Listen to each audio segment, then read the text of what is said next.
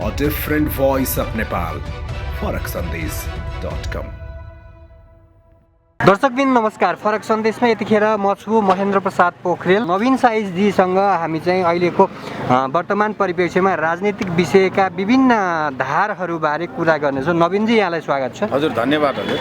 अहिले जस्तो मनोनित केन्द्रीय सदस्य हुनुभएको छ राप्रपाको, यहाँलाई सर्वप्रथम त बधाई छ। धन्यवाद। र अबको राप्रपाको कार्यदिशाकै कुरा गरौँ। अब राप्रपा कसरी चल्ला?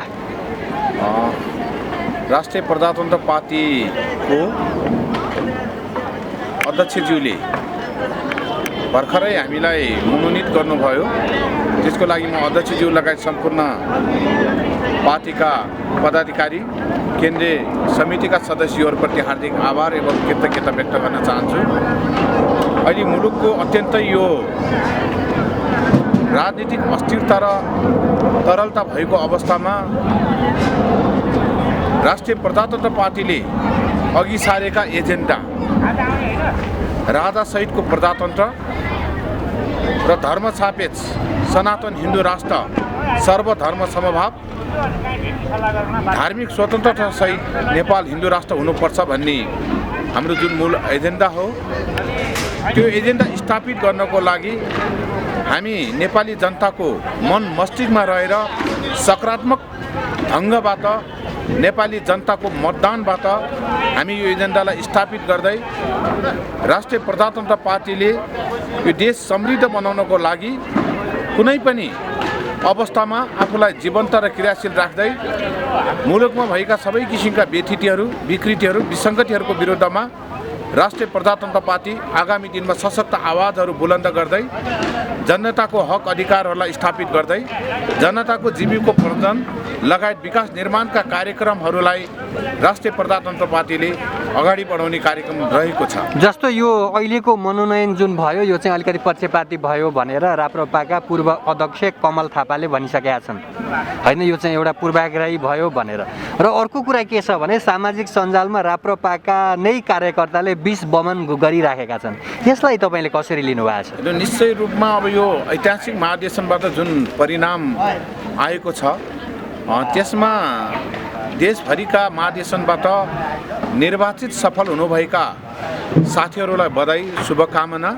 र जो प्रतिस्पर्धाबाट चाहिँ बाहिर नभएको छ, उहाँहरूले सकारात्मक र रचनात्मक किसिमको पार्टी अग्रगामी र आगामी दिनहरूमा स्पष्ट रूपमा पार्टीले गरिने कार्यक्रमहरूमा सद्भाव, सहयोग र अमूल्य सुझावसहित उहाँहरूले आफूलाई क्रियाशील राख्न सक्नुपर्दछ। राष्ट्रिय प्रजातन्त्र पार्टीको अहिले जुन मनोनित हुनुभएका केन्द्रीय सदस्यहरू अधिकांश राप्रपाको निर्वाचनमा निर्वाचित हुन सक्ने अत्यन्तै वरिष्ठ, सक्षम, योग्य र पहिचान भएका वरिष्ठ राष्ट्रवादी नेताजीहरू हुनुहुन्छ। जस्तो अब केन्द्रीय सदस्यमा, खुल्ला केन्द्रीय सदस्यमा लडेर हारेका पनि छन् भन्ने कुराहरू छन्। लडेर हारेकाहरूलाई मलाई लाग्छ यो पार्टीले उहाँहरूको पनि आगामी दिनमा एउटा महत्त्वपूर्ण योगदान विगतमा रहेको र भविष्यमा पनि आवश्यक पर्ने देखिएको हुनाले एउटा अन्तर्मूल्याङ्कन रह्यो भन्ने कुरा पनि रह्यो। निर्वाचनबाट चाहिँ केही पराजय भएका साथीहरूलाई पनि समेट्नको लागि अहिले मनोनित केन्द्रीय सदस्य बनाउनु भएको छ। यो कुनै आग्रह पूर्वाग्रह नभइकन अध्यक्षलाई सहयोग गरेको आधारमा अथवा असहयोग गरेको आधारमा चाहिँ यसले पक्षपात नगरिकन आम नेपाली जनताको बीच यो मनोनित केन्द्रीय सदस्यहरू पूर्वाग्रह ढङ्गबाट नभएको कुरा जनताको बीचमा जग जाहेरै छ।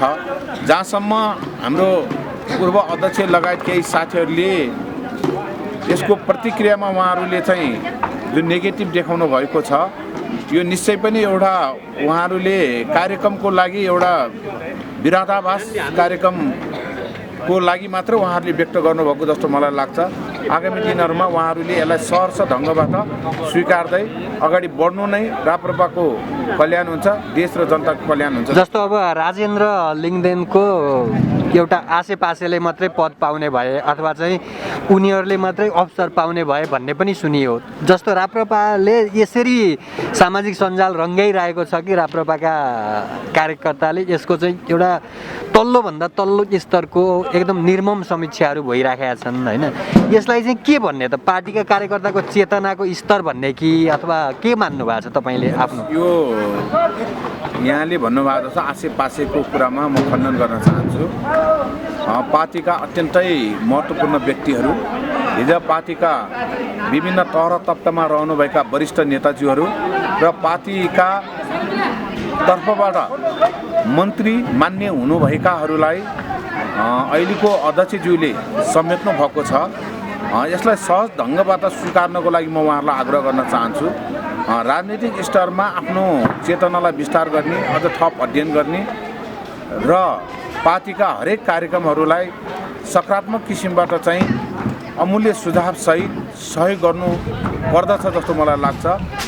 पार्टीभित्रको आन्तरिक रूपमा चाहिँ भए गरेका कमी कमजोरीहरूलाई समीक्षा गर्ने र वर्तमानमा गर्नुपर्ने सुधार र पार्टीले लिएका एजेन्डालाई स्थापित गर्नको लागि यस्तो क्रियाकलापले पार्टी शक्तिशाली हुनुभन्दा पनि पार्टी कमजोर हुने भएको हुनाले म आग्रह गर्न चाहन्छु साथीहरूलाई धैर्यता राखौँ।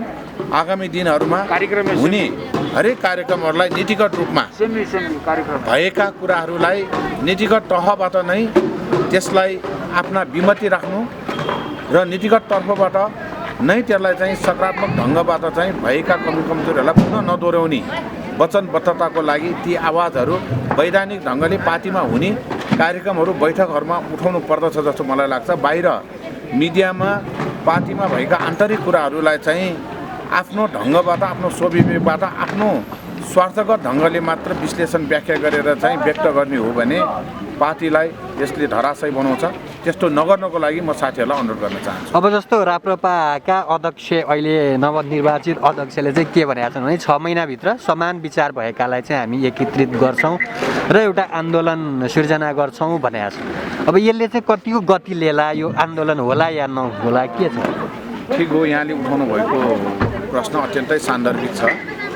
मुलुकमा अहिले एजेन्डा र विचार मिल्ने जुन अहिले दर्जनौँ क्रियाशील सङ्गठनहरू रहेको छ, त्यो सङ्गठन अभियानको लागि सशक्त भूमिका उहाँहरूले निर्वाह गर्नै भएको छ।